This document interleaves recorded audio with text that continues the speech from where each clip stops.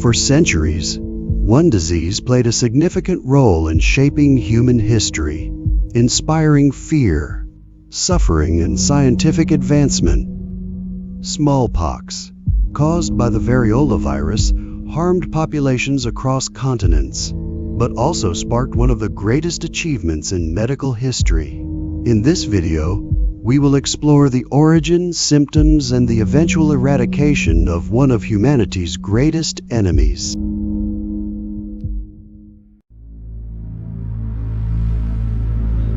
Smallpox was a highly infectious disease caused by the variola virus.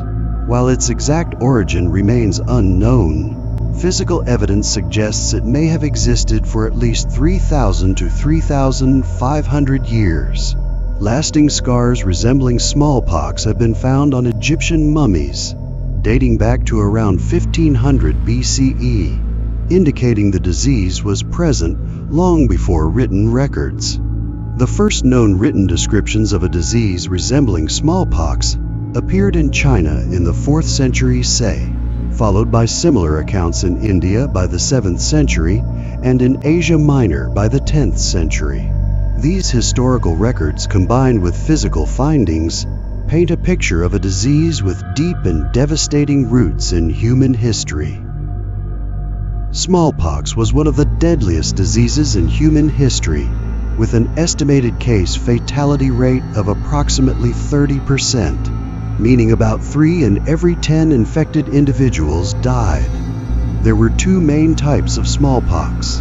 Variola major, the more common and severe form, had a fatality rate of around 30%, and variola minor, a milder strain, had a much lower fatality rate, typically under 1%. To combat the disease before the development of modern vaccines, early civilizations practiced variolation, a deliberate exposure to a small amount of the virus. This method was used in China, India, and the Ottoman Empire, centuries before it reached Europe in the early 18th century. While still risky, variolation was significantly safer than contracting smallpox naturally. The death rate from variolation was only about 1 to 2%, making it an important early step in disease control and paving the way for future breakthroughs in immunization.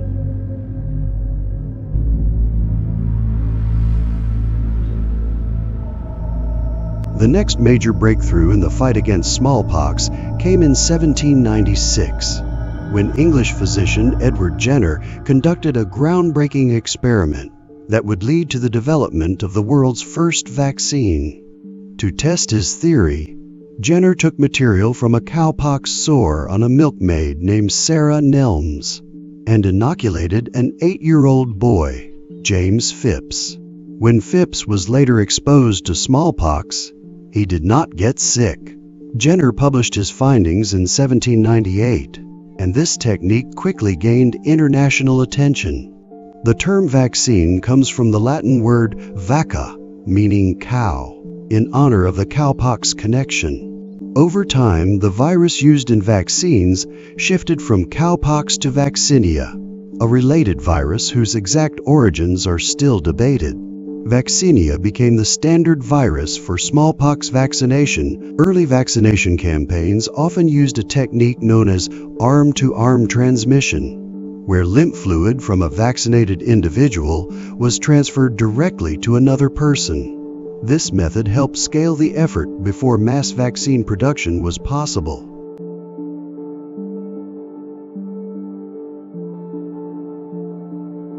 Smallpox has a long and painful clinical course, broken into several distinct stages. After exposure, symptoms typically begin to appear between 7 to 19 days later, with an average of 10 to 14 days.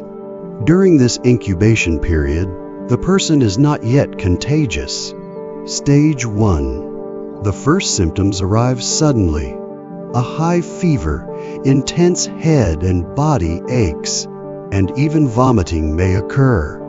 Although it's early in the infection, this stage is often debilitating, leaving many too sick to work or function. Stage 2. Next comes the early rash, the most contagious phase. It begins with red spots in the mouth and on the tongue. These soon turn into open sores, spreading the virus throughout the respiratory and digestive systems. As the mouth sores break open, a rash appears on the skin, starting on the face and spreading across the body within 24 hours. By day 4 of the rash, the skin sores fill with thick fluid, often forming a distinct dent in the center. At this point, the fever may spike again and remain high until scabs begin to form. Stage 3. The pustular stage lasts about 16 days. Though still contagious, it's less infectious than earlier stages. The sores harden into pustules, firm to the touch, like peas under the skin. After about 5 days, they start to crust over, forming scabs. By the second week after initial symptoms, most sores have turned to scabs. Over the next 6 days, the scabs begin falling off, leaving scarring in many cases. Once all scabs have fallen off, the person is no longer contagious.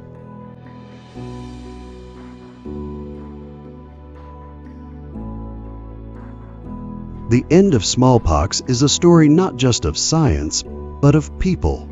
The final known cases each played a key role in marking the close of one of history's deadliest chapters.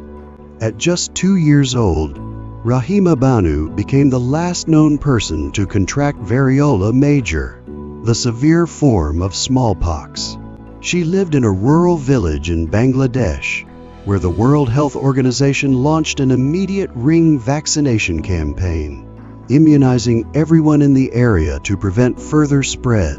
Her case marked the final naturally occurring instance of variola major.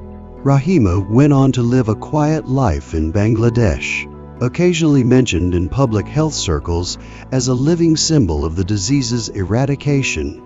As a hospital cook in Somalia, Ali Malan contracted variola minor, the milder form of the disease. He had never been vaccinated and likely became infected while accompanying smallpox patients. His case was certified by the World Health Organization as the last known natural transmission of smallpox. He later dedicated himself to public health efforts in Somalia, working with polio eradication campaigns, until his death in 2013. A medical photographer working at Birmingham University Medical School in the UK, Parker became the last person to die from smallpox. She was exposed during a lab accident involving smallpox research. Despite intensive care, she passed away on September 11, 1978. Her death highlighted the ongoing risks of handling dangerous pathogens, even after natural transmission had ceased. In response, major reforms were introduced in laboratory safety protocols, and the UK government enforced stricter regulations for high containment research facilities. In 1980, the World Health Organization declared smallpox officially eradicated, a historic achievement made possible through global cooperation, relentless vaccination efforts, and surveillance. Today, this milestone reminds us of what's possible when nations unite for public health. As we face new challenges like vaccine equity and recent pandemics like COVID, the legacy of smallpox eradication continues to guide and inspire modern global health strategies.